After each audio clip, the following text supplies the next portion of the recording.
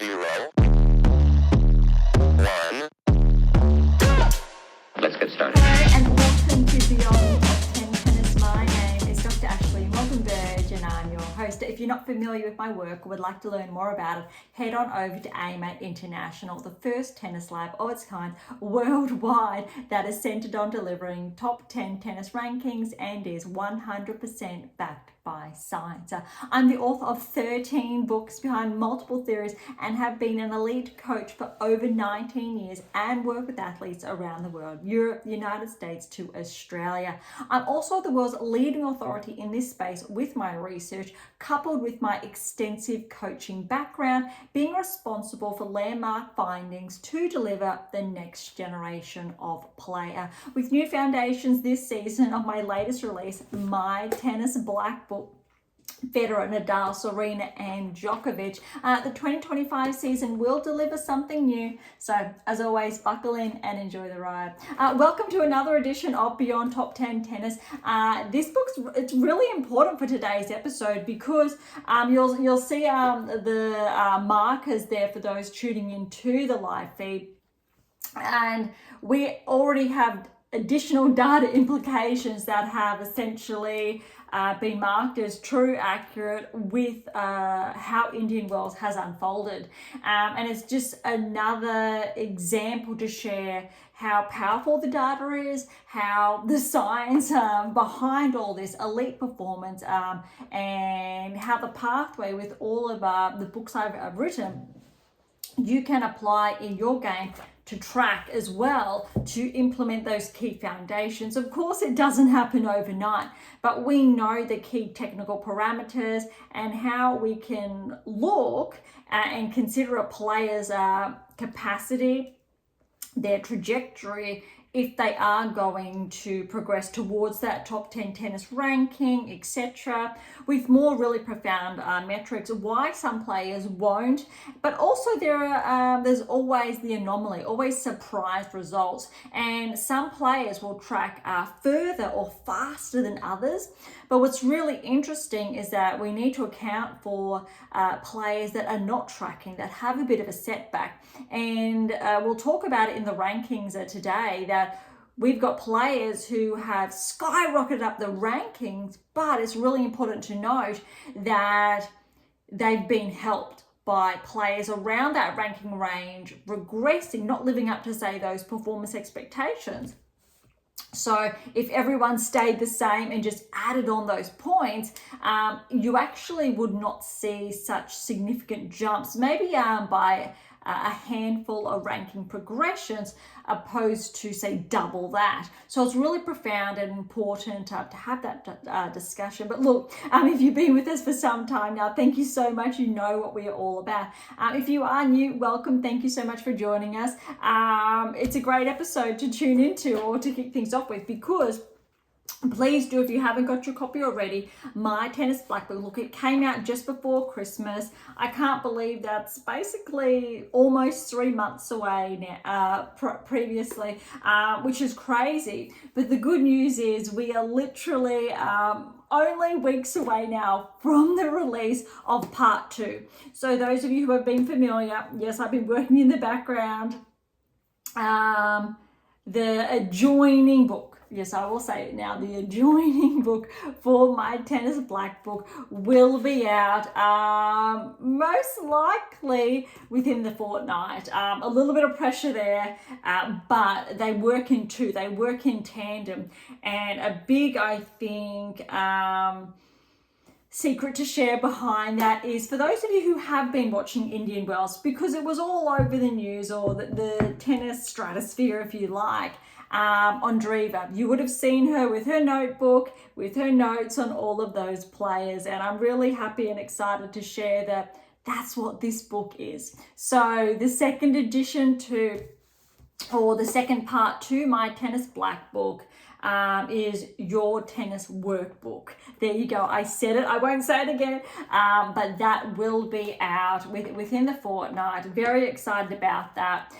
Expanding on the sections or key sections of your Black Book. But like that notebook Andreeva had, You're going to have prompts. It's going to guide you throughout the entirety of the season, whether you're on the WTA Tour, ATP Tour, you're at your local academy, irrespective, doesn't matter. It is your powerhouse, that notebook that you can pen and write everything down and hold it in. New season, new book, and you will build a catalog of all those secrets of your game, what works, your opponents as well, and there's space for even more. So I'm really excited. It's huge. It's almost double the size of this one. It's a big one, but it's going to have everything you want in it. It's up to you really to extend on your thoughts from this one. And I did promise it. If you have already read my Tennis Black Book, you know it's been waiting, and it is referenced in here to refer to extend on. And don't ask me how I do it. I've got no idea. I just can't believe number 14's around the corner. But that said, in less than 2 weeks I will tick over to the final year of my 30s. So I wanted to get that out of the way because it has been a milestone, I think, to mark off that past decade as well. All right, so enough on that. We're going to dive into Indian Wells straight away before we look at Miami. And we do have the rankings this week live to go over as well. So we will do that. That's really it. So it is really jam-packed. So we will start off WTA Tour over here, ATP Tour over there. And remember, last week we got to the first half of the third round of both respective draws, which means top half of the WTA Tour we are up to third round, bottom half of the ATP Tour we're up to third round. So we'll try not to do a double up on both sides respectively. But and then after we wrap up, we know we've got qualifying results for Miami already out. Not all, but we do have the draw as well because it will kick off tomorrow. So you'll have all of this to go over, to review prior to Miami kicking off. And just like we've seen some shuffles in the rankings, undoubtedly we are going to see some more as well.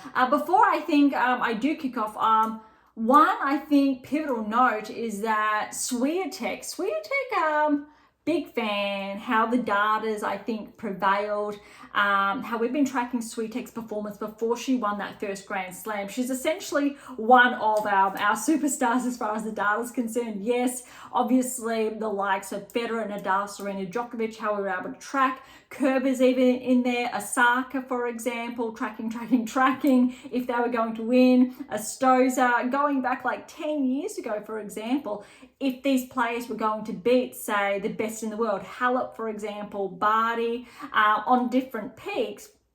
Sabalenka back there as well, because remember, Sabalenka's been in the top 10 for a number of years before she won a Grand Slam, and there's so much data there. But one of the interesting points is that Swiatek was tracked that whole time, and she got a bit of unfair flack, I think, this week in Indian Wells for really just showing some natural emotions on court. And because she's, I think, typically more reserved, or has historically been, unfortunately, it got some really negative attention. And I just wanted to, I think, put my support behind Swiatek in this respect, because obviously with my extensive background and I think my position, it's really important to emphasize that rather than, I think, there being judgment stereotypes there, which is really unfair / unethical, that if a player does choose to share emotions, and they should almost essentially be applauded. It does not matter. I don't think it detracts from their game.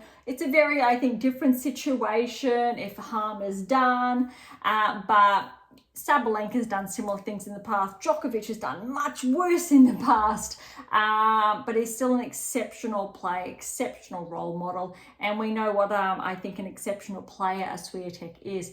And just because that little bit of emotion came through, I think everyone needs to take a step back, or those who are not essentially supportive of that, and realize these are young women. young men still in their early 20s playing at the highest level our sport knows.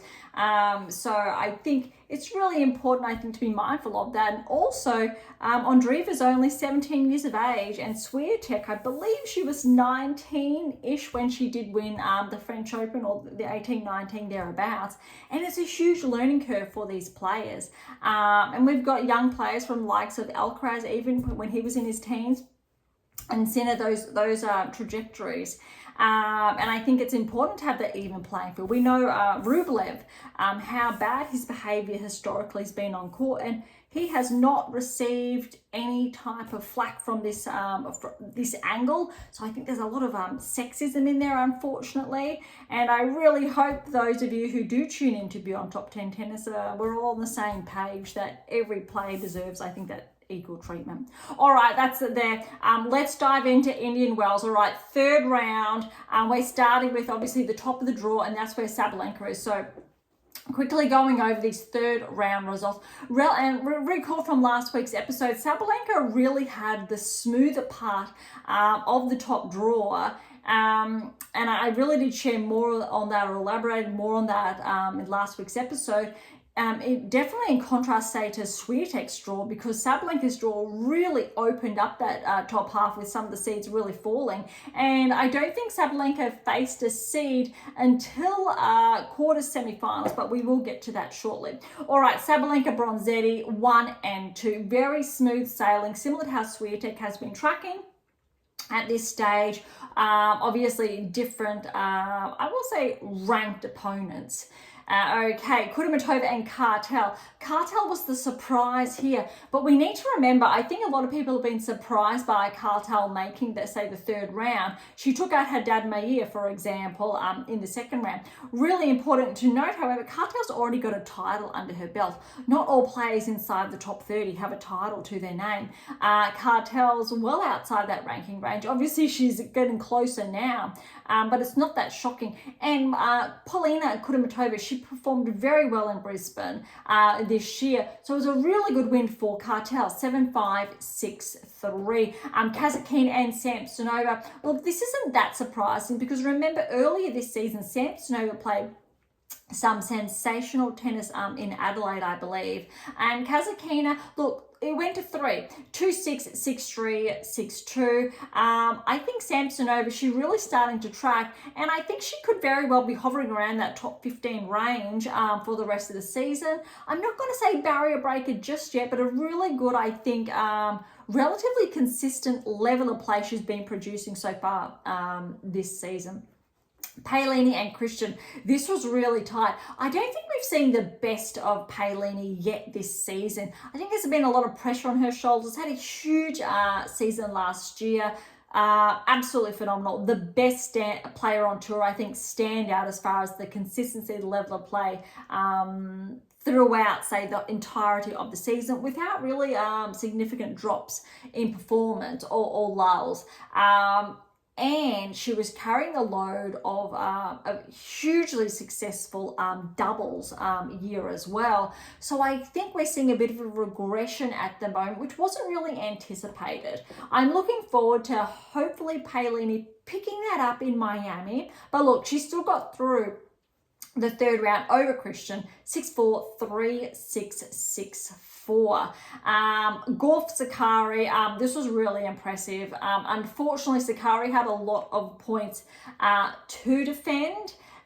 So we're seeing a very big regression, unfortunately, in the rankings this week. But a good matchup for Gauff nonetheless. That was a 7-6, 6-2 there. Okay, I'm just checking to make sure I'm not going to double up.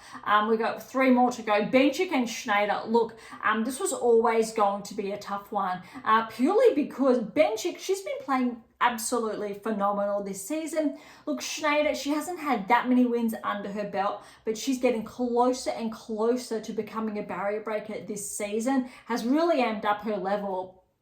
Although so far this season, not really living up to those expectations, but I still think she's in with a shot, let's say around the French. I'm curious to see how she plays, especially when we transfer over to the clay court. All right, so Bencic with this one, 4-4. Navarro Vekic, you would have heard me touch on this last week. Navarro, without a doubt, was favoured, but I tell you what, this is where Vekic, I think, has played some of her best tennis this season with this win over Navarro. Look, she pushed Navarro to a tiebreak first set, 7-6, 7-5 that tiebreak, and then Vekic ran away with it, 6-1.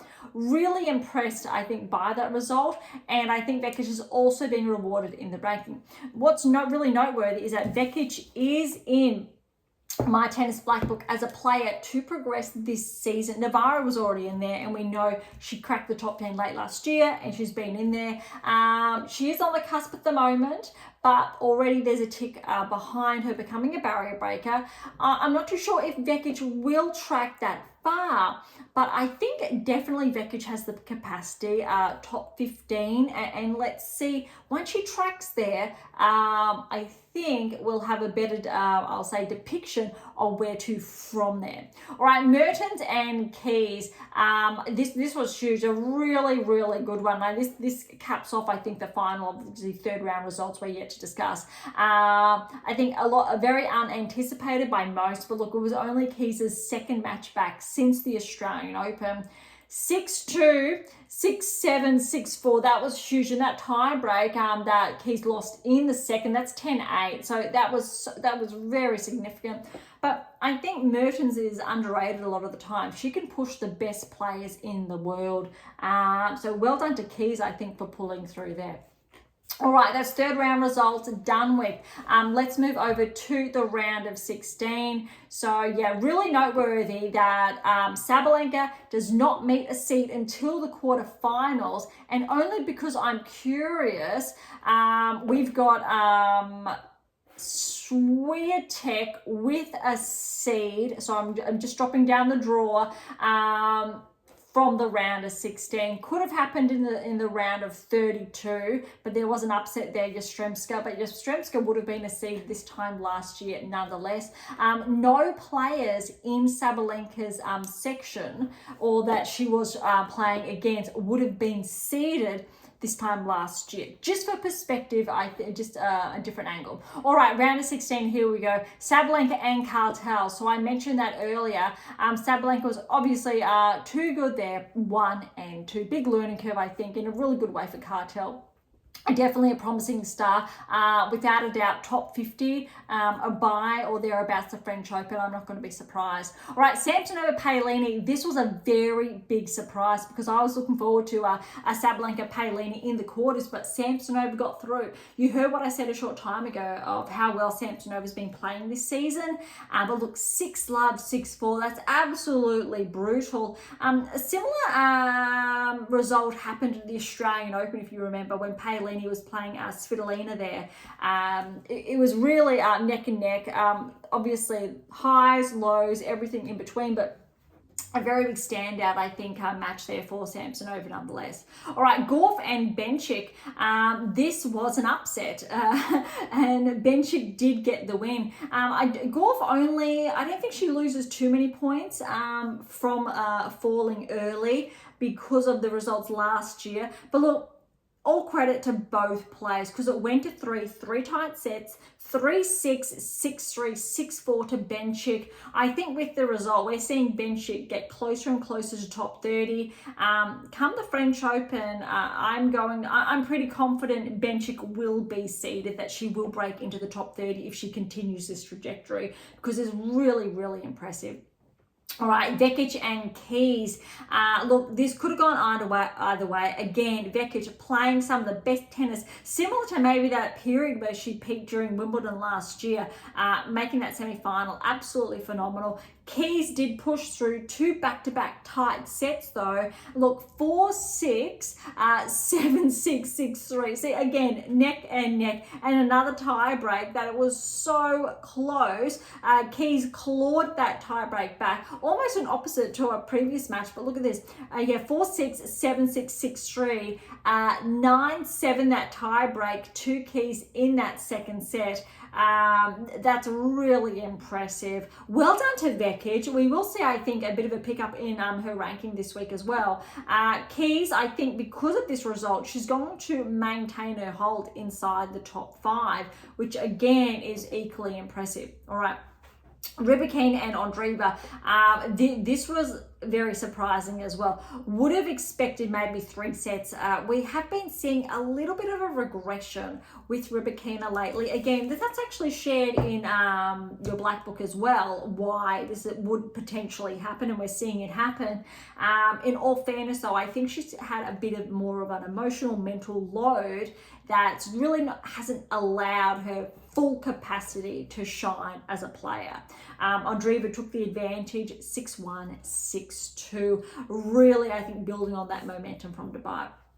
All right, Pegula and Svitolina, very, very impressive, I think, this match nonetheless. Though we know Svitolina did get through this one, but I think, it wasn't an easy one. Equally, I think, impressive for both players. I'm just dropping down there again, but obviously, look, Svitolina did run away with it in that second and third. Pegula got the first look, 5-7, 6-1, 6-1. Really good tennis from Svitolina. I think still with this result, Pegula's holding obviously her own inside the top 5. Look, not so much, not necessarily correlating with that top 5. Top 10, yes. I will actually put Pegula inside that 8% just this season. Recall the discussion last season, 8%, 2%. My previous release, how to develop a top 10 tennis ranking with those rulers in there.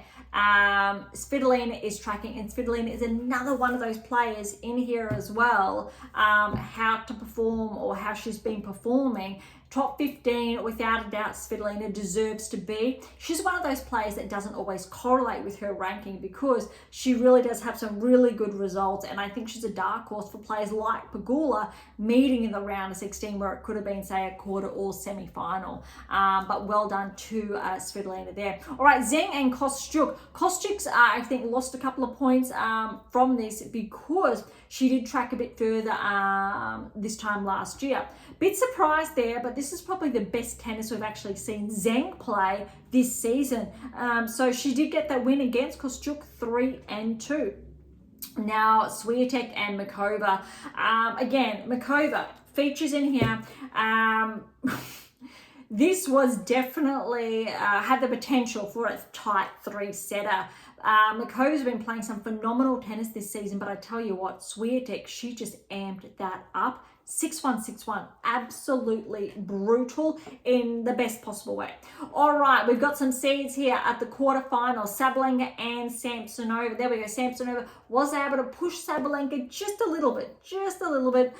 But in all fairness, number 1 seed, 24th seed, Sabalenka holding her own. For perspective, Makova, 15th seed, and the results Swiatek got, from just for perspective there, when we're looking at the draws, and this is really the first time Sabalenka's been challenged, but a player outside the top 20, 2-3 to Sabalenka. All right, Benchik and Keys. Now, look, after 2 very, very tight 3-setters. Look, Benchik, she had a 3-set against Gauff, but Keys almost running on empty. But I tell you what, this was impressive, her quarterfinal against Benchik, 6-1, 6-1. I think that's the cleanest tennis we've seen Keys play since the Australian Open, obviously. So that's a really good result, and why Keys has been able to hold, I think, her place inside the top 5. Andreeva, Svitolina, look, again, could have gone either way. You've just heard what I said about Svitolina's ranking, not necessarily correlating, but a very good win for Andreeva, 7-5, 6-3. And the last quarterfinal, Swiatek and Zheng, definitely could have been pushed to 3, but look, Swiatek, she really worked hard there, 3-3. Potentially there's only a handful of breaks of serve in there, but look, Swiatek, rock steady. Semi-finals, all seeded players, all inside the top 10 is what we want to see. Interestingly, only 3 top 5 with Andreeva, the anomaly there, had just been bumped outside the top 10. But rankings or seeds were done prior to that, and we know what's going to happen this week before we get there. This was really Sabalenka's first true test. And I tell you what, this definitely had a bit of revenge on there because it was a repeat of the Australian Open final. 6-love, 6-1 Sabalenka over Keys. Brutal and huge. But that's the first real match we're seeing Sabalenka tested, and it wasn't that much of a test, was it? Where in contrast, we've seen Swiatek against, I will say, higher ranked players the last 2-3 rounds. This semi-final was surprising, Andreeva and Swiatek, but let's have a look at the scoreline. Swiatek, she lost that first set. Well, look, Andreeva won that first. 7-6, 7-1. Well done for the tiebreak, but it was neck and neck. Second set, Swiatek blew Andreeva away. 6-1 to Swiatek. Third set, really, when we look at it, potentially there's only 1-2 breaks in it. 6-3. I was tracking this one, and I think that Andreeva did get the early break. She actually did something very similar in the finals, in that final set as well, and just played really carefully. But that's the first 3-set match Swiatek has had at Indian Wells. Andreeva, I believe it's her first 3-setter as well. I'm just going to quickly have a look back. And I think it was really Andreeva's first big test, just dropping down the draw. We know how well she did play against Rybakina, where it could have gone, I think, a lot differently. But yeah, look, she was tested in the second round against Gracheva. It was in straight sets though, but I think all in all, a really stellar performance from Andreeva. Would have potentially expected Andreeva to not recover as well, but they did have a day in between the finals. So Andreeva and Sabalenka to the final. Sabalenka clearly the favoured player, but I tell you what, Andreeva's on the run here. Really important, if Keys did not track this far, we actually would have seen Andreeva top 5, which is phenomenal. She only broke inside the top 10 2 weeks ago. And now this close to the top 5, phenomenal. Scoreline, 2-6, 6-4, 6-3. Huge match. Great tennis from Andreeva. I'm really interested to see how Andreeva plays in Miami, because we will see that drop sooner rather than later. That said, she's relatively secure, probably for the rest of the season, to hold on to her ranking inside the top 10 because of her points, and she doesn't have as many points to defend, except at the French Open, we know, but not say at this level. In the 1,000 events, that I am aware. So a very huge result from Andreeva. Sabalenka, though, she did notch up a number of points, really, I think, solidifying her place as number 1. Swiatek, not defending her title, dropped a few, but still picked up the number of points. Because, look, in all fairness, Swiatek still made the semi-finals, which is a huge task in itself. All right, so that's Indian Wells done. Let's head on over to Miami. We'll quickly go through some of the qualifying draws really quickly. I won't go through the score lines, just the names. All right, first round qualifying. We've got Liu over Dolhide in 3. So Liu's upset the number 1 seed in qualifying already off the bat. Sorobes Tormo over Taga in 3. Bagu over Sonobe straight sets. Bondar 16th seed over Inglis in 3. Birrell straight sets over Sasnovich. Dart in 3 over Saville. Sonmes, 4th seed, has fallen to Shirabahara in 3. Ruse, the 18th seed, 3-set win over Bjorkland. Lies, straight sets over Martic. Ito, straight sets over Efremova. We've got Bonaventure over Shirko, straight sets, bit of retirement there. Buska, 15th seed, fell to Stefani in 3. We've got Pera in 3 over Stussuk. Montgomery, 19th seed, straight sets over Pedone.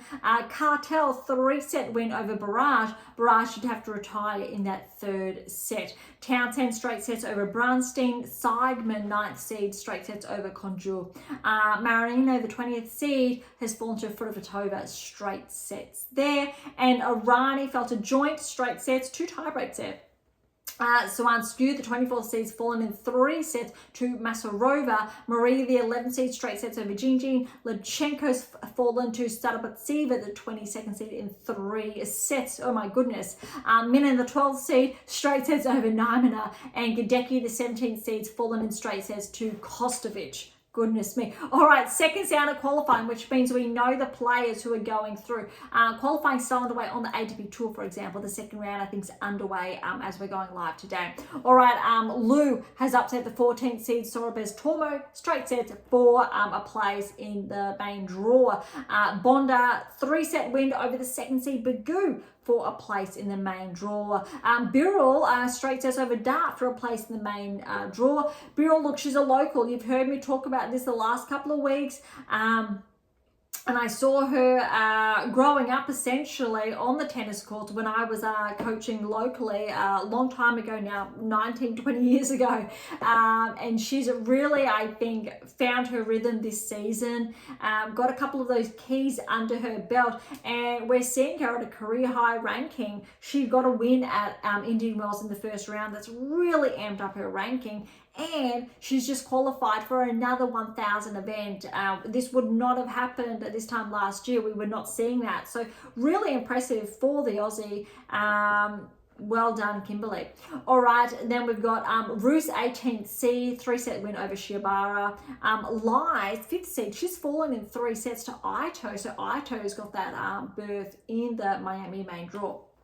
Stefani, straight sets over Bonaventura for a main draw berth. We've got Montgomery, she's fallen to Pera. Pera's going through straight sets. And how's this Townsend? 3-set win over Cartel. Cartel, we know, got through in Indian Wells, but no Townsend with the main draw berth. All right, last ones here. We've got Fedorova upset Seidman to get to the main draw. Manasarova has upset joint straight sets for the main draw, and Starabatseva's gotten through over Maria, the 11th seed, in straight sets, and Minen straight sets over Kostovic for places in the main draw of Miami. All right, let's have a look at the draw now, because it is out. Play will get underway later today / tomorrow, because the time zones, remember, beyond Top 10 Tennis, we are based in Australia. All right, let's have a look what we've got in store. We've got obviously top seeds with a bye. So let's just focus on key first, second rounds before we get too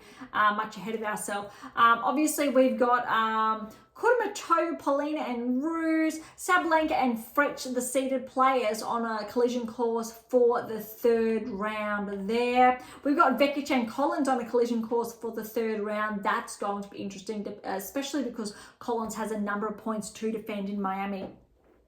With her run last year. So Steya Kokureto, no big clashes so far. Zhang and Putintseva, so they're on course for a third round. Nothing too there. We've got Townsend, Lee, Davis, Ito in the first round encounters. Dropping down, we've got Fernandez and Rybakina on clash for the third round.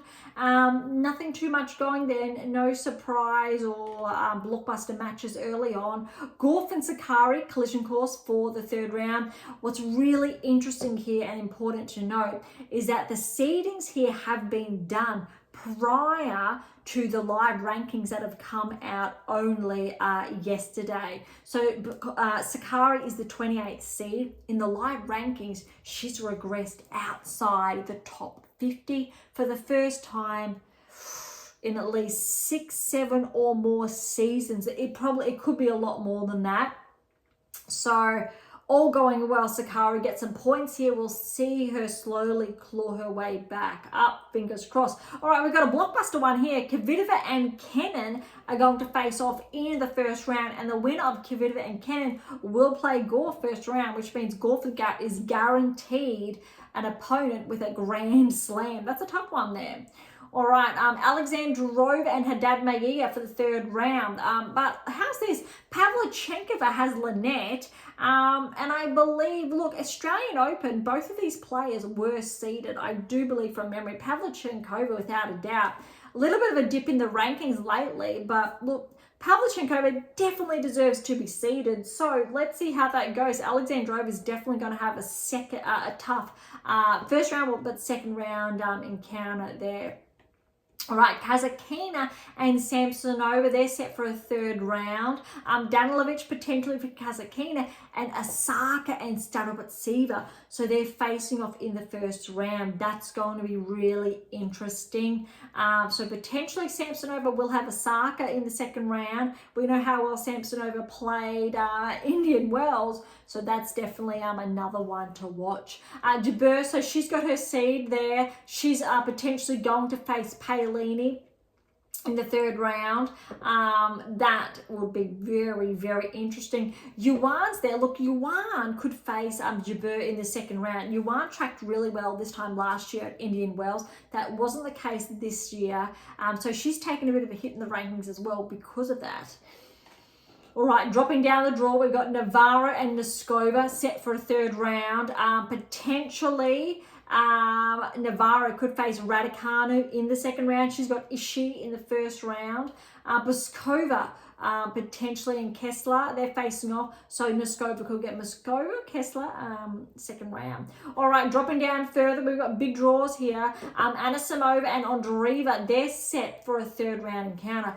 That's going to be really interesting in all fairness because they faced in the final, I believe, of Dubai. I'm pretty sure there's been a lot going on. Andreeva obviously got the edge there from recollection, but it was close. Again, from memory, which means I'm not going to be surprised actually if both of these players track to the third round, if Anisimova gets that upset, purely because Anisimova has fresher legs and Andreeva, she's been playing a lot of sensational tennis, which means one player needs to play a little bit better than her, and that level's going to slowly drop just a bit. But I think Andreeva, to have a bit of a time off for recovery, will serve her well because we are getting very close to the clay court season. But look, Veronika Kudermetova and Wang, the winner of that will have Andreeva. Sheriff and Sun, so Anisimova will have the winner of that one. We know how well Sun played at Wimbledon last year. We haven't really seen a repeat of that since. Schneider and Kostyuk for the third round, potentially. Look, Potapova and Birrell first round, so you've just heard me talk about Birrell, but that's either way is going to be a bit tough, I think, for Kostyuk, Schneider, Blinkova or Rakimova there. Kalinskaya back in action and Pegula for the third round. Interesting that Kalinskaya is seeded here. I think she's taken a bit of a hit in the ranking, so won't be seeded future, but look, if Kalinskaya plays well, it will add to her ranking, and she definitely is in need of that. She's going to play the winner of Lamans and Uchijama. Pegula will play the winner of Pera and Tomljanovic. Keys and Ostapenko for the third round. Keys is going to actually get the winner of Evanescent and Erika Andreeva. Ostapenko, Volnets or Iala. Torsen and Badosa for the third round. That's going to be interesting. Relatively, I think, straightforward, the draws there. Makova, ooh, this is going to be a tough one as well. Kalinina and Azarenka are going to play first round. That'll be interesting, and the winner will play Makova in the second round. How's this? This is tough. Another blockbuster first round encounter. Yastremska and Bencic, because we need to remember this time last year, Yastremska, she was top 30 in the world. Bencic, she's on a huge trajectory, and we could potentially see Bencic against Svitolina in the second round. That is tough. That deserves to be a quarterfinal match, but that is definitely a section of the draw to pay attention to in the early first, second rounds. All right, Mertens and Swiatek on collision course for the third round, and you've just heard me share at Indian Wells how well Mertens played, pushing players to three, really flying under the radar there. Mertens will play the winner of Bulter and Stearns. Look, you really need to favour Stearns here, and if Stearns gets through to the third round, I'm really interested to see how Swiatek plays. I think that would be a really big blockbuster there. But Swiatek will play the winner of Bondar and Garcia. I think, again, that's really interesting because we go in Swiatek's half. We've got Mertens, Svitolina, Makova, and Badosa and Torsen, and Ostapenko, Keys, Pegula. Then Sabalenka, she's got Kalinskaya, Kostyuk, Schneider, Andreeva. Ooh, okay. Anisimova. That's interesting. Navarro, Paolini, Jabeur, Samsonova, Kazatkina. Okay, I've miscalculated that. So we'll start again. That is actually incorrect what I just did there. That's a lot tougher. I did not break that fairly. But if it allows me to track forward just slightly, it's not going to let me. I was going to see if it was going to. They might show me there we go. Okay, bear with me now. So in Sabalenka's half, all right, we've got Vekic, Collins. Okay, Sabalenka's on a collision course with Collins for the round of 16. That's interesting. Zheng and Rybakina, Gauff, Haddad Maia, Kazatkina and Paolini. Going off seeds, so we're going Paolini and Gauff for a quarter, and Rybakina and Sabalenka there. So that's a correction of what I said earlier. Andreeva is not in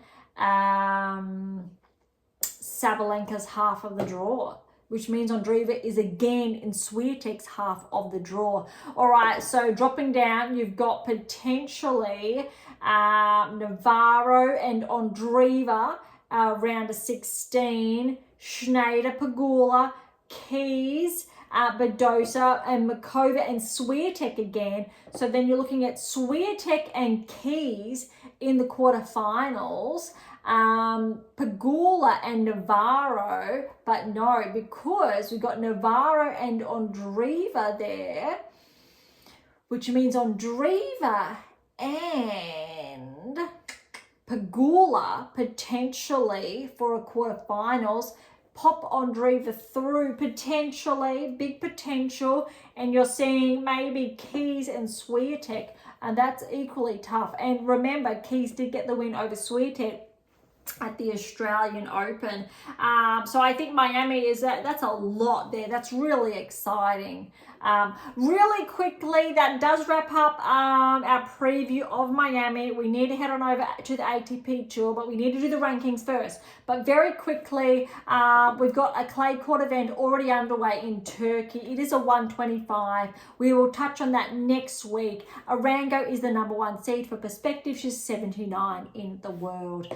So we will talk about the semi-finals winners next week, just to see who potentially is tracking and or not. All right, rankings, here we go. Just for perspective, outside the top 100, Wozniacki's taken a drop in the rankings. We haven't really seen her in action this season. Back 32 to 118 in the world. Podoroska back 14 to 116. They were, I think, the bigger drops. Parry's at 19 points, so she's been bumped outside the top 100 to 109. And Yafan Wang is back 8. And she played sensational 2024 Australian Open against Zhang. I do remember that match very clearly. All right, let's go top 100. Todoni's inside the top 100, 5-point progression to 100 in the world.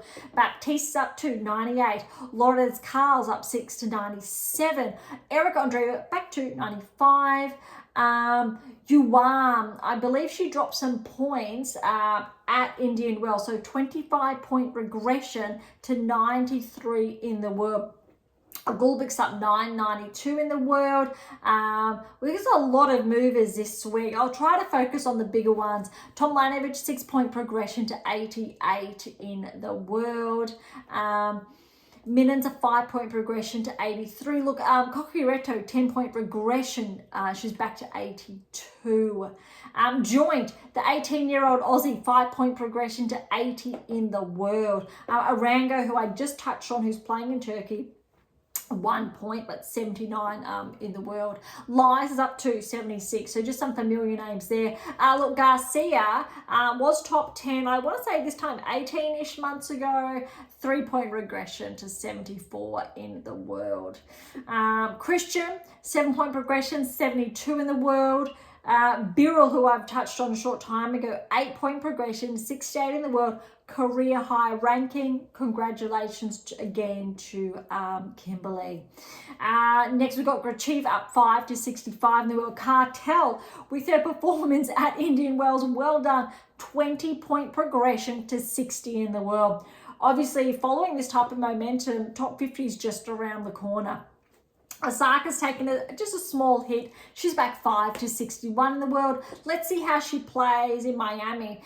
Interesting as well. Raducanu, Osaka, they're kind of neck and neck because Raducanu's 60 in the world. She's also back 5 there. All right, Parks is up to 59. We're getting to the exciting end here. All right, Paulina Kudermetova, up 4 to 56 in the world. Lots of ones here. Here we go. Sakari, big hit, 22-point regression. She's 51. So take that into consideration as Miami gets underway. Even though she's seeded, the live ranking, she's actually 51 now in the world. Vondrasova, even though I believe she's out, not in action, 4-point regression, 49 in the world. Again, many top 10 players. Pavlyuchenkova, 7-point regression, 47 in the world. Definitely Pavlyuchenkova is a top 20 player. Kenin, 46 up 1. Benchik, 13-point progression to 45 in the world.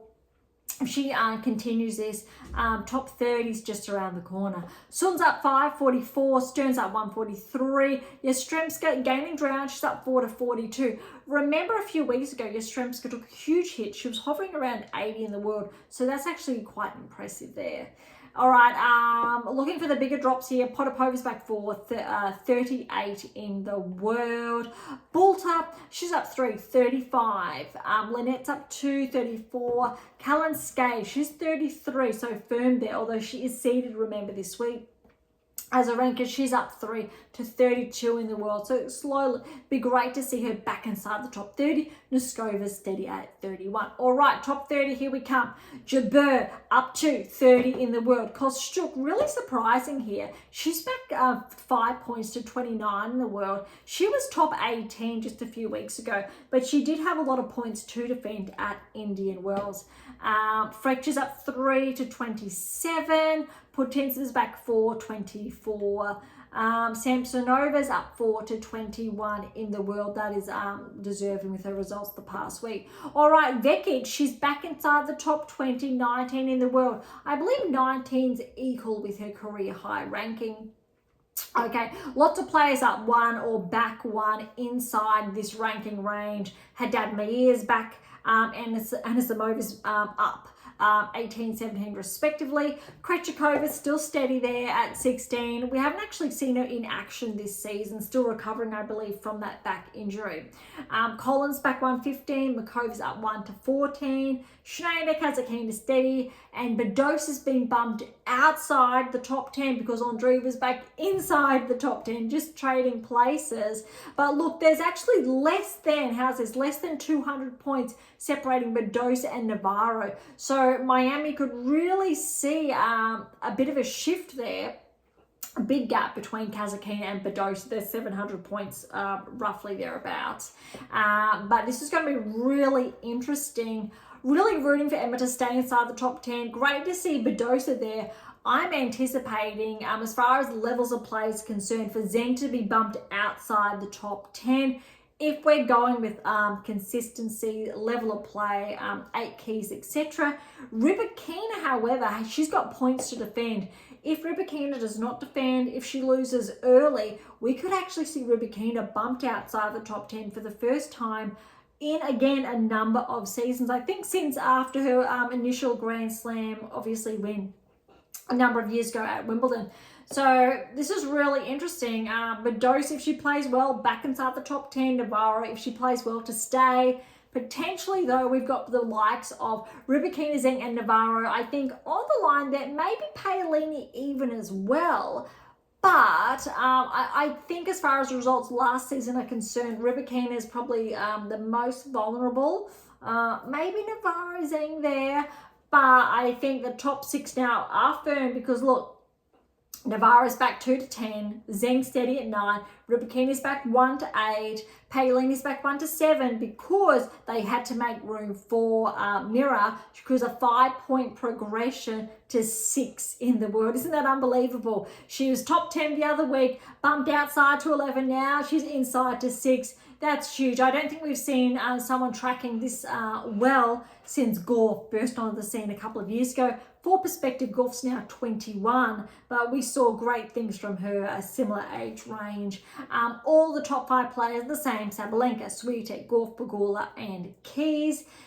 Look, we know Keys, Pegula potentially susceptible, but because Gauff actually lost points at Indian Wells, there's only 700 points separating Gauff and Pegula, and there's only a bit over 300 points separating Pegula and Keys, which is just wow. And 300 between Keys and Andreeva, 200-ish between Andreeva, Paolini. Then it gets closer as you go down. But the biggest gap still, look, we've got between Gauff and Swiatek is about 1,300 points. And how's this? Between Swiatek and Sabalenka, there's also about 1,300 points. That's really interesting. Potentially, Sabalenka and Swiatek did not go past the round of 16 last year. I think Sabalenka lost in the 3rd round. Swiatek fell in the round of 16 from memory. So, very big if Swiatek performs well at Miami, she's gonna edge closer. But I tell you what, if Gauff performs well, she's going to be very, very close to Swiatek and a switch in those rankings. And look, Gauff, Pegula and Keys, they could switch around. Mira Andreeva, she could also amp up there. Similar to Paolini. So there is actually a lot on the line. I'm looking forward to March being over and Miami being over so we know what's really going on because there's so much that can change right now. It's actually really exciting as well. Yeah, there's a lot we will be going over, I think, in the coming weeks because obviously how this tracks, we know the clay court season's around the corner. Yes, it's going to favour the Swiatek, but Gauff, she's going to be dangerous, I think, on the clay. Sabalenka's dangerous on the clay as well. Paolini as well. Andreeva, I think, too. Navarro. So a lot of these top 10 players have performed well on clay, some not. So other players that didn't make inroads last year, that there might be a little bit of a hard time between now and Wimbledon, but it's getting really exciting as well as the players just outside the top 10. Still the likes of Makova, Tubedosa, for example, very, very close nonetheless. Okay, I think now is time to head on over to the ATP Tour. That's a lot. WTA Tour done and dusted. Let's kick off ATP Tour. We've just got Indian Wells and Miami. We don't have all of the 2nd round qualifying to go over in Miami. Let's kick off bottom half of the 3rd round. Indian Wells. Anadi Nakashima with the win there, 6-2, 6-4. Shelton and Kakanakov could have gone either way. Shelton was pushed 6-3, 7-5. Draper and Brooksby 7-5, 6-4. Really interesting is the likes of Shelton and Draper. Because we knew, and Draper's in here, and I did mark the page, and I did get carried away. So this is probably a good time in between your black book this week, before I get carried away even more. You should be up to week 3, block 3 tasks, and your topics, what's your purpose this week, chapters 4.1, the secrets to optimal performance success you should be reading if you're on level 1. And I'll tell you level 3, the science of elite performance. You should be on chapter 2. And I'll leave level 2 there for you to find out.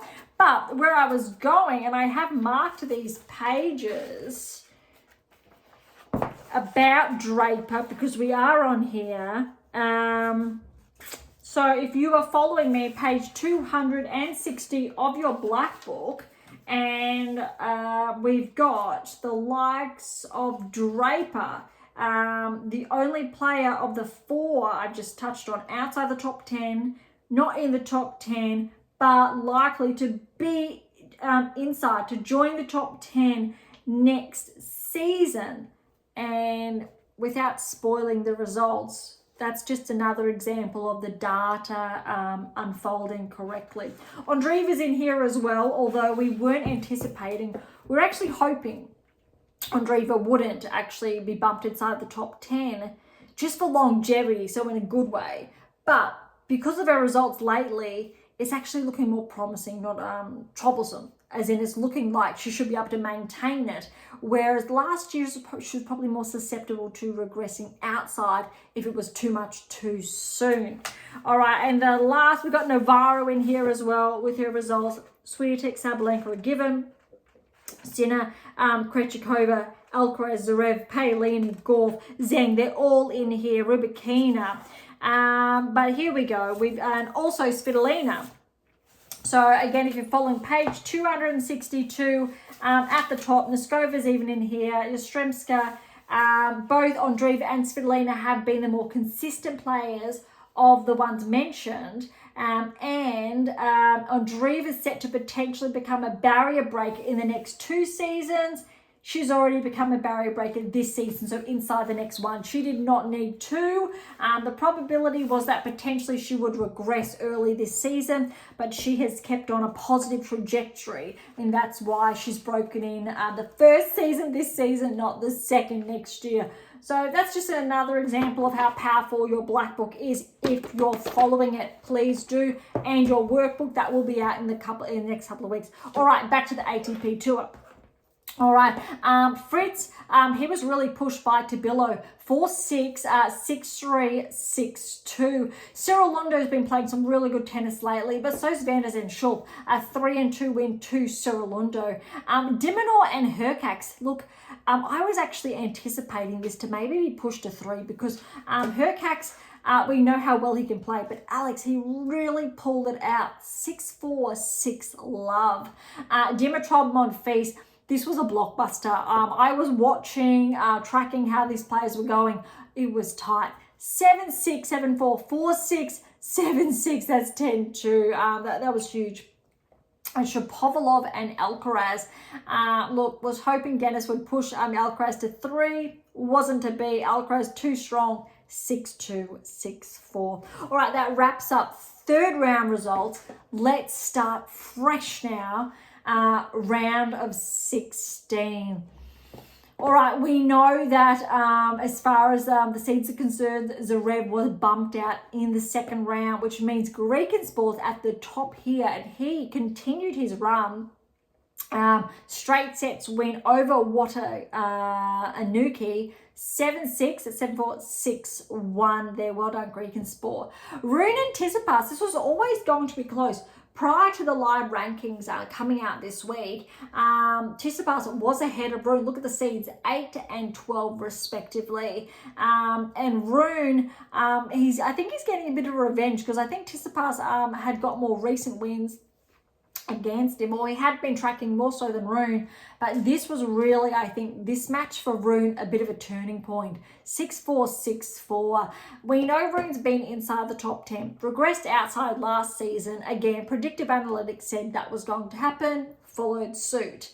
This season, however, we're really looking at Rune breaking back inside the top 10, and after Indian Wells, he's right on the cusp. I don't think he's inside just yet, but I tell you what, Rune is on the cusp this week, but there's a lot of competition.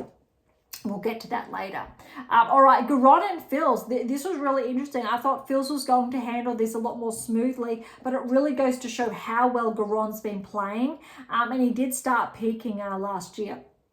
6-2. 2-6, 6-3 to Fils. Well done. Medvedev and Paul. Now remember, Paul actually tracked later, I think around the quarter semis, Indian Wells last year or thereabouts. So I think he is going to lose some points from this. Medvedev, however, made the finals. So if he doesn't make the finals, will drop points as well. Look at this, 6-4, 6-love to Medvedev. That's a huge result.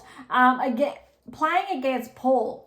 That said, I don't think we've seen Paul's best tennis yet this season. Saw a bit good in Australia, but he hasn't bumped up that next level, which we know he's capable of. So that top 10 ranking he got or secured earlier this season, per the data, he hasn't followed a streamlined trajectory since then. That's why we're seeing him just push back over the line outside the top 10. All right, Shelton, Nakashima. Shelton, good win here, 7-6, 6-1, 8-6 for the tiebreak. Draper and Fritz. On paper, Fritz was favoured, absolutely. But you've just heard me say about the Black Book, Draper, his trajectory this season, and he's living up to those key data points, inferences. 7-5, 6-4 to Draper. Cerrulondo and Dimonor, this was a big upset. However, Cerrulondo, 25th seed, he's been playing some good tennis lately. 7-5, 6-3 has upset Alex, and because of this result, and because of, I think, the roll-on effect of other players performing well, losing points as well, Alex has been slightly bumped outside the top 10.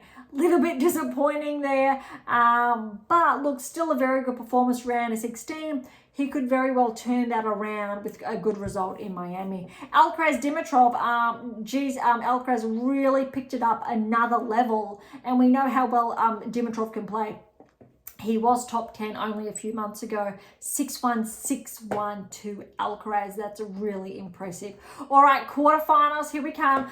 Rune and Griekenspor. So we now have a seed at the top of the draw.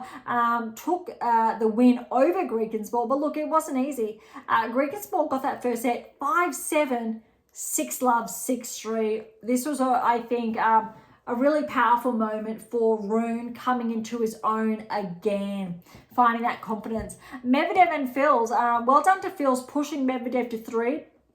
He got through it, 6-4, 2-6, 7-6, 10-7 there to Medvedev, but Fils, he was neck and neck. Fils is another one of those players to consider to potentially, I'll say, creep closer towards the top 10 this season. Shelton, Draper. Look, Shelton, 11th seed, 13th seed respectively. Could have gone either way, but I tell you what, Draper, he's gone from 1 over Fritz, and now Shelton, 6-4, 7-5. Huge win. So remember this, he's got Fritz, he's got Shelton, and next, I'm going to spoil it slightly, Alcaraz, and then we know the final with Rune. Just to look at the opponents, that Draper did not have it easy. But Draper over Shelton, 6-4, 7-5, huge win for him. Alcaraz, Cerrulondo, well done to Alcaraz, but well done to Cerrulondo, I think, pushing Alcaraz to a tiebreak in the second, 6-3, 7-6, 7-4 there. All right, semi-final time now, and we've got all seeds, which is great to see. But 2 top 10 seeds, the other 2 are outside the top 10. Whereas the women's draw had 3 top 10 seeds, 1 just outside the top 10. Just a bit of an interesting perspective there. So greater levels of consistency actually on the WTA Tour in contrast to the ATP Tour. We saw the reversal this time last year on ATP Tour, WTA Tour, and again, as shared in your Black Book, that was predicted this season. Again, we're only in the first quarter, but that we would see the opposite effect, that we would see more of a shuffle on the ATP Tour in contrast to the WTA Tour. And that's what we're seeing, more players on the WTA Tour so far this season holding their own, more of a shuffle, more players looking to get their chance at a top 10 ranking to become barrier breakers this season. Okay, so we've got Rune over Medvedev. Now, remember, Medvedev made the finals last year, and we've got Alcaraz Draper. Alcaraz won Indian Wells last year. So the 2 players not seeded inside the top 10, made the final berth. Rune over Medvedev, 7-5, 6-4, and Draper over Alcaraz, 6-1, love 6, 6-4. That's a crazy scoreline, but well done to Rune and Draper respectively. They had to defeat basically the defending finalist, defending champion, to make it into the finals. That's huge for both of these players. And Draper with that win, 13th and 12th seed respectively. So Rune was actually the higher seeded player, just by one, but 6-2, 6-2 to Draper. He really, I think, amped his game up. Really impressive. If we didn't see players adding points to their names, even though there's the detraction there as well, Rune actually potentially would have nudged closer inside the top 10, but he's just on the outside now. All right, over to Miami. That wraps up Indian Wells. We will get to the rankings after we review the draws at Miami. So again, we've only got the first round of qualifying to go over. ATP has not shared the second round results. I'm assuming they are underway as we're going live. So really quick, like we did for the WTA Tour. Ugo Carabelli, number 1 seed, he got through against Kruger first round, 3-3. Quinn upset Manorino, the 23rd seed, in 3 sets. Komsana, the 2nd seed, over Moi in straight sets. Mokazugi over Halfman upset the 16th seed in straight sets. Nardi, the 3rd seed, has been upset by Atame, straight sets there. Blocks has upset Vertain, the 18th seed, in 3. O'Connell, the 4th seed, straight sets win over Draxel. Trongaletti over Ritzar, the 21 seed, in 3. Fernley, the 5th seed, straight sets win over Bugard. Boyer, the 20th seed, 3 sets over Uchijama. Diallo, the 6th seed, 3-set win over Watanuki. That's an interesting one there. Holt, 17th seed, 3 sets over Dam. Gaston, 7th seed, straight sets over Habib.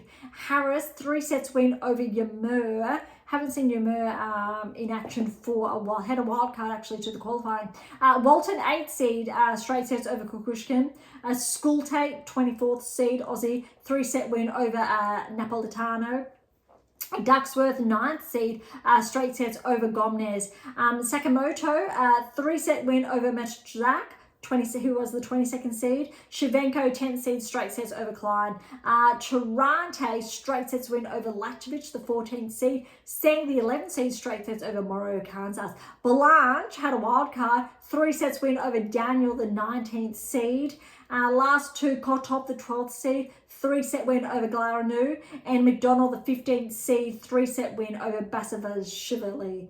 As always, I really do apologise for the pronunciation. I really hope each and every one of you can hear that I really do try, and at times I really need a pause to just see. And so I really do apologise for that mispronunciation. As far as the second round qualifying is concerned, we won't get a chance to review that because next week we will explicitly be paying attention to the main draw. But to draw your attention, I think, to the second round, look, we've got a number of seeds still in. Carabelli, the number 1 seed, Komsana, the 2nd seed. We've got O'Connell, the 4th seed there. Fernley, 5th seed, Diallo, 6th seed, Gaston, 7th seed, Walton, 8th seed, Duckworth, 9th seed, Shevchenko, 10th seed, Sang, 11th seed, Kotov, 12th seed. So the only anomaly there is actually, in fact, the 3rd seed, Nardi's been bumped out.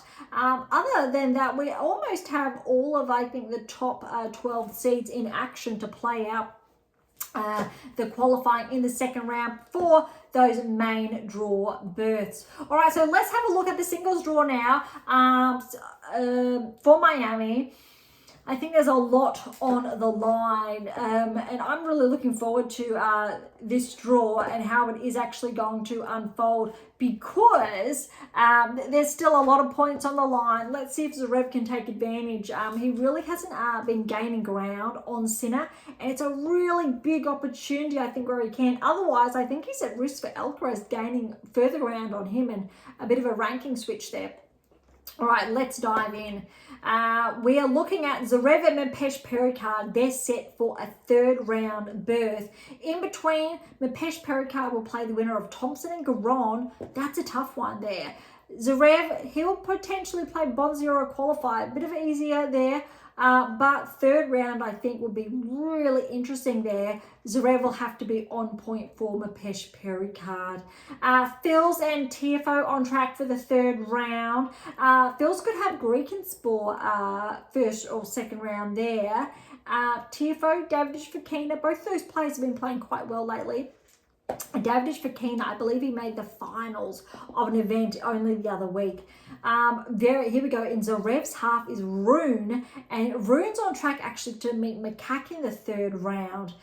Rune could have Opelka or Eubanks in the second round. Makak, Anati or Wu. I think that's a tough start there for Rune, in all fairness. Poprin, he's seeded, and he's on track to have Draper in the third round. Need to favour Draper. Haven't really seen the consistency and results to go off because this is the first time Draper's been inside the top 10. So we don't have much data to play with to track this. But look, Poprin hasn't been playing, I'll say, his best tennis that he was playing in the last quarter of last season. So you need to favour Draper. But look, Poprin, he's got Southland or Brooksby first round, and Draper could have Menzies or Bautista Agut in his first but second round. All right, Fritz and Shapovalov on track for the third round. Pretty, I think, straightforward, both sections there. Hercax, he has Shelton potentially third round. Pretty straightforward there. I won't draw too much attention. De Minaur and Humbert for the third round. De Minaur could have Norrie, so he'll play the winner of Norrie and Boo. And how's this Humbert? He's going to play the winner on Fonseca and Teen. That's huge. That's one to watch because remember how well Lerner Teen played at the Australian Open. And we know how well Fonseca has been playing, up-and-coming player. That is I think so far that is the biggest first round encounter at Miami. Okay, dropping down. Berrettini and Rublev are on track for the third round. How's this? Berrettini could have Nishikori in the second round, but Nishikori will play Nishioka in the first round. Rublev will play the winner of Berge and Borges. I think if Borges gets through, a little bit tough there for Rublev, and that's going to be interesting. I think if Rublev does not perform well in Miami, he could be at risk of bumping outside the top 10. Medvedev, he's on track for Lecheka in the third round. But Lecheka potentially has him on feast in his second round there. Interesting little section there. Korda and Tsitsipas are on track for the third round. Relatively good there, I think, for both of those players. Let's look to see if Tsitsipas can have a strong finish. Maybe round of 16 at Miami. Mazzetti back in action has Ogor Elisime potentially in the third round. Ogor Elisime will play the winner of two qualifiers. Mazzetti will play the winner of Sabeth Wild and Hales. I really want to favour Ogor Elisime because I did share last week, he's one of the best three players this season with his results. And he actually deserves to be inside the top 10 without a doubt with how well he's been playing. But he needs that consistency, even more so with those points. And I think Felix can get back inside the top 10. We know he's been there before. With a strong showing, I think, at Miami, potentially could bump himself inside the top 15 for a chance mid-year for the top 10. All right, Michelson and Djokovic are on track for the third round. What's really interesting here is Djokovic is seeded number 4 because we've seen a bit of a change in the rankings, but also Djokovic has won Miami a silly amount of times. I think it's 7 times I did read or thereabouts. I could be incorrect. That's just what I'm recollecting at this point in time. Pretty straightforward. Michelson's going to have a qualifier, and Djokovic will have Hajaka or Metjevic in that second round encounter. Rudd and Tabilo on track for the third round. Straightforward, but Rudd could have Kovacic or Kekmanovic. Kekmanovic has been known for those upsets of late, so that's not exactly a really easy first round or second round there for Rudd. Cirilundo and Paul are on track for a third round there.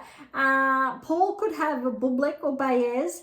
Baez won a title only a few weeks ago. So that's going to be not very straightforward there for Paul. But he's going to need those points to bump himself back inside the top 10. Dimitrov and Kakanakov for the third round. I think that's a good opportunity for Dimitrov there. He's going to have a qualifier or Sinner to play against, and Kakanakov will have to play the winner of Kyrgios and a qualifier. Now, that is a really good draw there for Kyrgios to get some points. If Kyrgios gets a win against that qualifier, who is yet to be announced, good ranking points, and you've got to give him a shot against Kakanakov. And then let's see against Dimitrov, but his wrist is really going to have to hold up, and obviously his body. It'll be good to see how Nick's playing.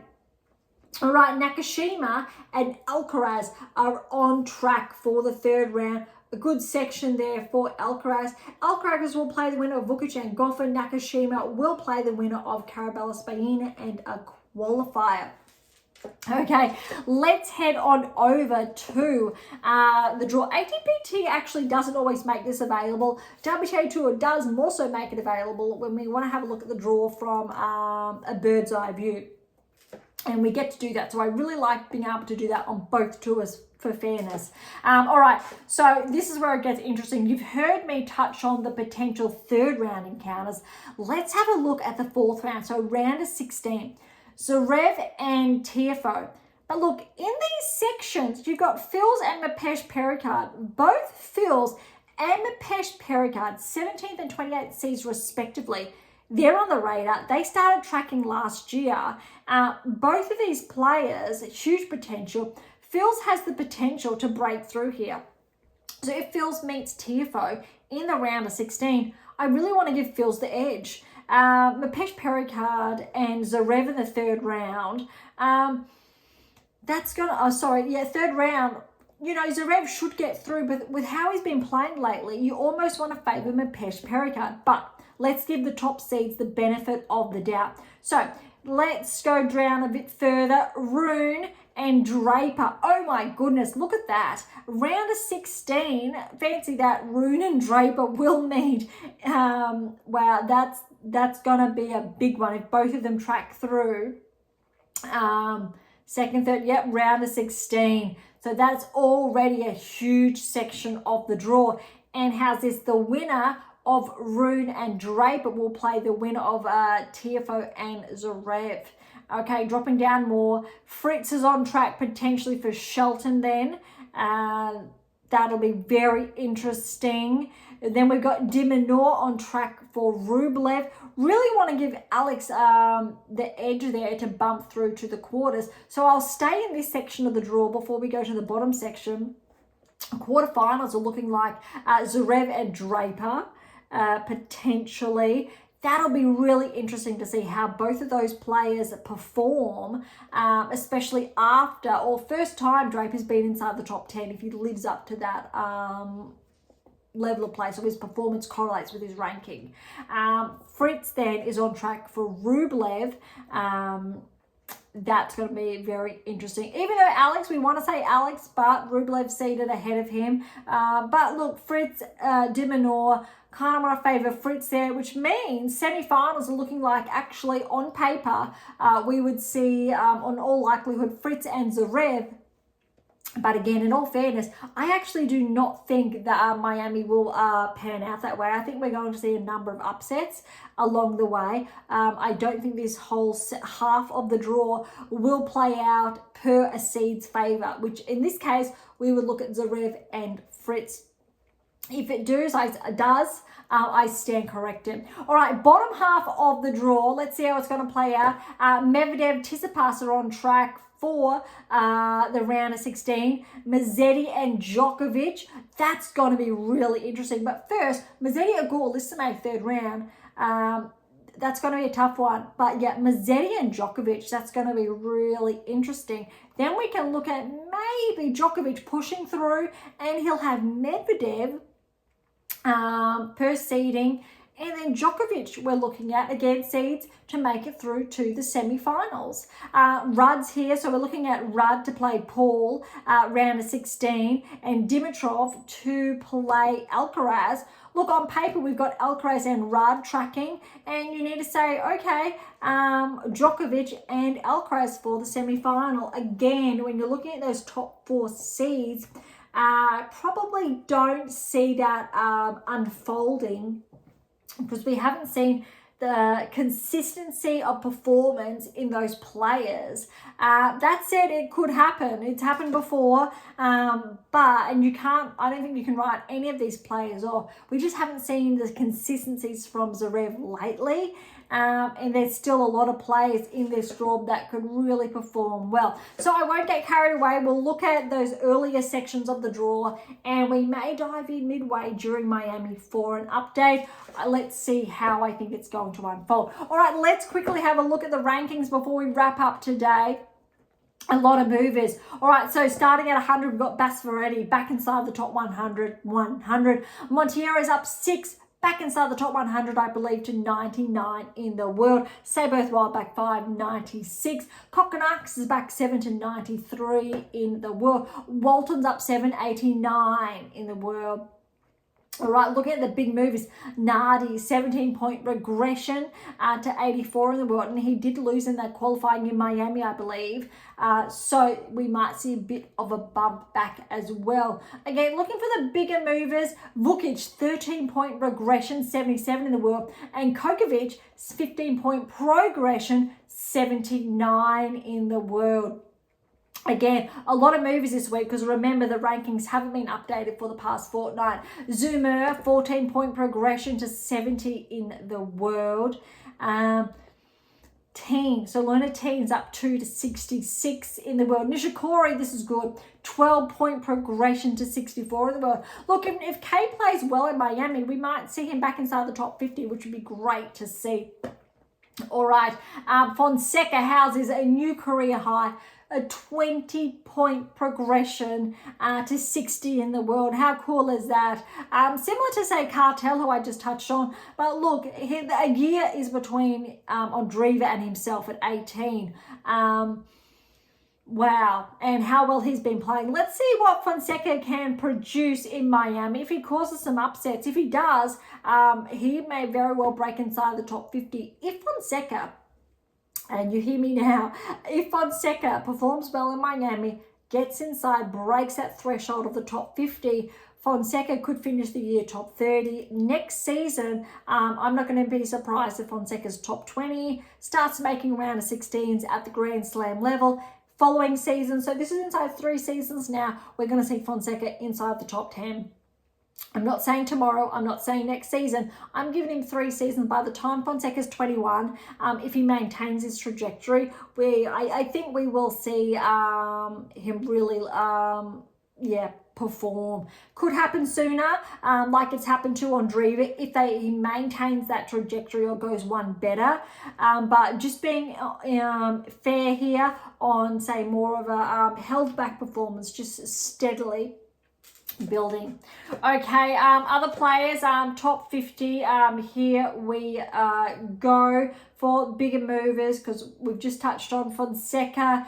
Look, Lennart Struff, he's back 3 to 49 in the world. Monfils back 4 to 46. Garon's up 345 in the world. Berge, 6-point regression, 42. He was essentially seeded, I think, around the Australian Open, around that 32 mark. So a little bit of a hit the past few months.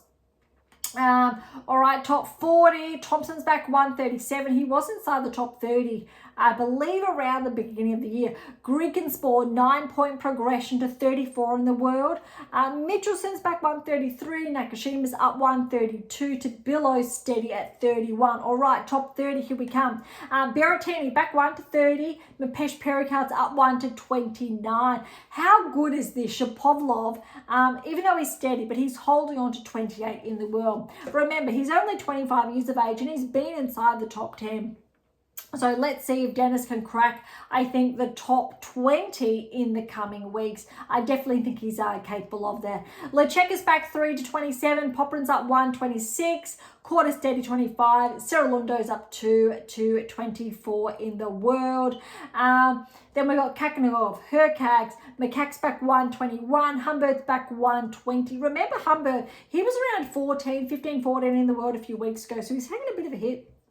Agor Alisame, he's back 1-19, 24 in the world. So just for perspective between Shapovalov and Felix, they've been top 10 when they were very young, teens, early 20s. Both took a hit, but it's great to see them both clawing their way back. All right, Fils is up 3-18 in the world. Not too much movers in this range. Then we've got Tiafoe, Mazzetti, Dimitrov, all steady, 17, 16, 15. All right, Shelton's back 2-14 in the world. Paul's back 2-13. So that's a bit surprising there. But because of the past week, how it unfolded, look at this competition. 12 in the world is Rune, so he's up 1. And Diminor's back 11 in the world. There's less than 100 points separating Rune and Dimitrov. And between Paul and Rune, there's a little over 200 points separating. And look, between Paul and Shelton, there's literally 40 points separating Dimitrov, Shelton. So now we're back to 14-15. We've got around the less than 200 points separating the two. It's really close there. All right, top 10, here we go. Tsitsipas back 1-10. Rublev back 1-9. Medvedev back 2-8 to make room for Draper. 7-point progression to 7 in the world. Rudd's back 1 because Djokovic is up 2-5 in the world, and Djokovic underperformed in Indian Wells, so it was a bit funny that he's up 2 points. Top 4's the same: Sinner, Zverev, Alcaraz, Fritz. But check this out. All right, the points between Tsitsipas and de Minaur, we have, doing the math, 65-70 points between Alex and Tsitsipas, which means let's see how they perform. Similar to Rune and de Minaur, it's very, very close. Paul's obviously in the mix as well. All right, between Tsitsipas and Rublev, there's 35 points, so it is so close. Then we jump up 200, over 200 points between the top 8. Then Medvedev is leading Rublev by over 200. So it's going to be interesting. Less than 200 then between Draper and Medvedev. 55 points between Draper and Rudd, so 7 and 6. Rudd and Djokovic are separated by only 5 points. Medvedev dropped 250 this week. Draper gained. Rudd dropped 190. Djokovic lost, but it's because Rudd and Medvedev both dropped so many points. Fritz, he stayed the same, so comfortable at 4. And how's this? He's leading Djokovic by a little over 1,000 points, which means Fritz is very comfortable top 4. Alcaraz lost points, but still comfortable. Look, there is, how's this closing the gap? Just over 1,000 points separating Alcaraz and Zverev. Sinner's very, very comfortable. He has that over a 3,000 point lead. That's huge. Even though he dropped 1,000, I believe, or is dropping 1,000 points. Zverev also is dropping. It's going to be very interesting, I think, to see when Sinner's back in action, how many points he's dropped and how many points Zverev's been able to gain. All right, huge episode this week. So thank you so much for tuning in. Look, to grab a copy of my latest release, My Tennis Black Book, Federer, Nadal, Serena, Djokovic, Navigate and Plan Towards a Top 10 ranking, head on over to AM8 International, Amazon, so irrespective of where you're based in the world. Any comments or questions, head to AM8 or Topic Thread, or leave comments directly on YouTube or Spotify. To interact with Beyond Top 10 Tennis, catch up on our blogs, or to sign up to my newsletter. All links are in the episode notes, as well as how to access Pink Octopus books and Sprue. If you enjoyed today's episode, please subscribe, like, share, and all of the above. Beyond Top 10 Tennis exists for you, so please consider sharing us near and far. And if you're serious about heading towards a Top 10 tennis ranking and want to know what you're missing to secure that maiden Grand Slam, as always, don't be shy and come and say hi. All right, on that note, thank you so much for listening. I'm so incredibly grateful. I'm your host, Dr. Ashley Morgan Berge, and this is Beyond Top 10 Tennis, and I'll see you next time.